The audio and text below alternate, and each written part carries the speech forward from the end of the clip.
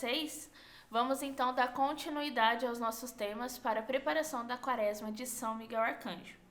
E hoje eu vou estar tratando com vocês sobre o tema Quem é Lúcifer e seus demônios. Para dar início ao nosso tema, vamos então estar rezando a oração de São Miguel Arcanjo. Em nome do Pai, do Filho e do Espírito Santo. Amém. São Miguel Arcanjo, defendei-nos no combate, sede nosso refúgio contra as maldades e as ciladas do demônio.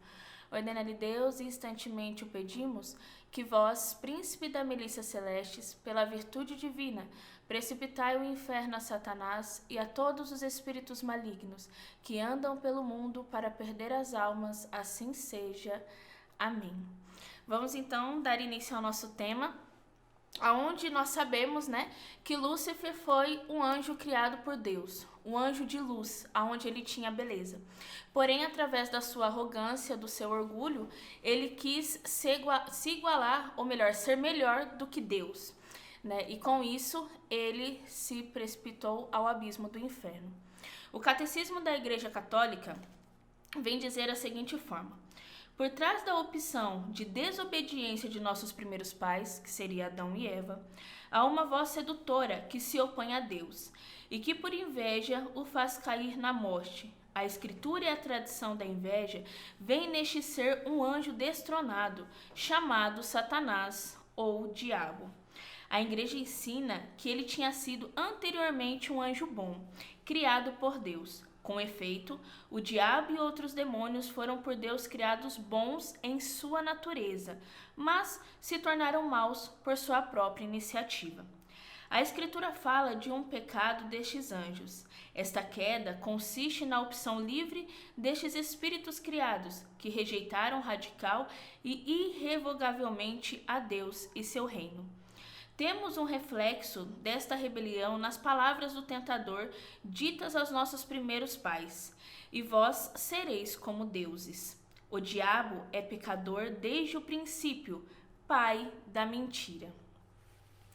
Em um dos exorcismos, nós temos os exorcistas reconhecidos por Roma dentro da nossa igreja, e um desses exorcismos, com a permissão da igreja, foram-se gravados, E com isso, o demônio, ele revelou uma hierarquia demoníaca dentro do inferno que veio para destruir as vidas e as famílias. E o primeiro, eles são em 8, e o primeiro que nós vamos falar é o diabo, que é Lúcifer. Ele é aquele que é o divisor, ele veio para dividir. Um exemplo simples e bem visível de hoje em dia é a divisão entre os casais, na qual, através do orgulho, assim como foi dito dentro do catecismo e dentro da Sagrada Escritura, através do orgulho, ele se sente melhor do que o outro. Então, ele vem trazendo a divisão entre o casal pela falta do perdão, pela falta do diálogo, e isso vai fazendo com que se desfaçam as famílias, e não somente ficando nas famílias, e também em outras realidades, como nas paróquias e etc. A função de Lúcifer nessa hierarquia são 3: a divisão, a desobediência e o orgulho. Por isso que hoje em dia, para obedecer a simples coisas, são mais difíceis, Como bem disse aqui no catecismo, através do orgulho, ele disse aos nossos primeiros pais, Adão e Eva, que eles seriam como deuses, E é essas mentiras na qual ele vem jogando, a nós, enquanto filhos amados de Deus, para que nós acreditamos, para que assim nós possamos, como ele, querer se voltar contra Deus. A segunda da hierarquia, ele se chama Belzebu, que é considerado o demônio das heresias. O que é uma heresia? Heresia é uma mentira muito bem contada, ao ponto de se acreditar que é verdade. Quando a gente diz assim que o demônio não existe, isso é uma heresia. Quando se diz que um casal, seja de namorados ou até mesmo que vivem juntos fora do casamento, e ali eles praticam ato sexual e colocam-se como o amor que importa, porque o amor precisa vir acima de tudo, isso é uma heresia. Por quê? Porque é uma mentira. O terceiro da hierarquia é Belial. Ele é considerado a besta do Apocalipse, responsável por criar esfriamento na fé. Onde a pessoa ela não consegue mais rezar, ela não tem aquela sensação mais de fé. Ela pode até estar dentro da igreja, participando de grupos de orações, indo à Santa Missa, participando de pastorais, enfim, e pode estar rezando até mesmo, porém, na verdade, ela se sente vazia e ela não acredita em mais nada daquilo, né? Ela simplesmente faz como se fosse algo remoto. Ela não tem esperança mais para nada. E o demônio Belial, ele é responsável para fazer com que nós esfriamos a nossa fé. O quarto é o Asmodeu. Ele aparece no livro de Tobias, no capítulo 3. E ele é responsável por destruir as famílias dentro da sua sexualidade, deixando as pessoas escravas da masturbação, do adultério, da fornicação.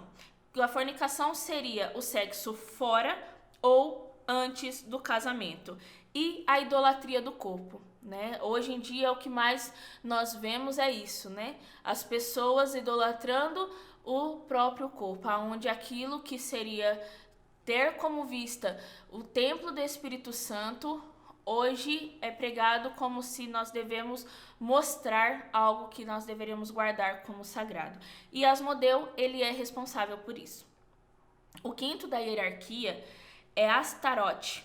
Ele é considerado o tesoureiro do inferno, responsável por produzir idolatria nas pessoas, onde as pessoas gastam com coisas mundanas, gastam no sentido financeiro mesmo. Em vez de a pessoa, na verdade, ela se consome pelo trabalho, ela se consome em sempre ter mais, em sempre possuir mais, em sempre estar bem com a vida e naquele pensamento de que ela não precisa ajudar a obra de Deus, no caso, né? E isso vai tirando a pessoa do ato da caridade. Então, Astarote, ele é o demônio na qual ele te tira da caridade, né? Para que você não tenha ato nenhum de caridade ao ponto de você pensar apenas no ganhar e ter. O sexto dessa hierarquia é Balberite, o demônio da blasfêmia. O que é a blasfêmia? É quando se diz que não acredita em milagres. Por exemplo, que Jesus não está na Eucaristia, quando se rejeita as aparições de Nossa Senhora ou até mesmo os dogmas de fé da nossa igreja, quando não se acredita que Nossa Senhora era virgem ou que ela já teve outros filhos além de nosso Senhor Jesus Cristo. Ele é responsável por retirar da nossa vida tudo aquilo que é sagrado, tudo aquilo que é místico dentro da nossa igreja.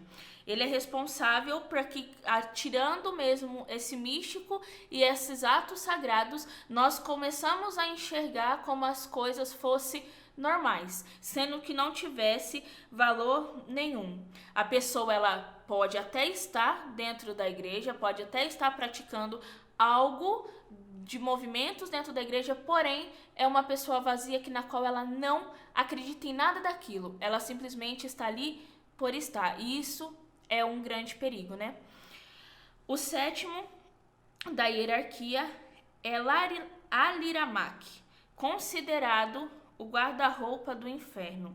Ele é responsável pelas modas depravadas, por estes cantores na qual nós olhamos para eles como ídolos, né, pelas quebras de valores familiares, que através de músicas ou condutas vão tirando das famílias os valores plantados na qual nos leva para mais perto da graça de Deus. Por isso que ele é chamado guarda-roupa do inferno, porque ele dita as modas, né, as prostituições dos dias de hoje, aonde, né, a gente pode ver muito bem no sentido de estar mostrando aquilo que deveria estar se guardando.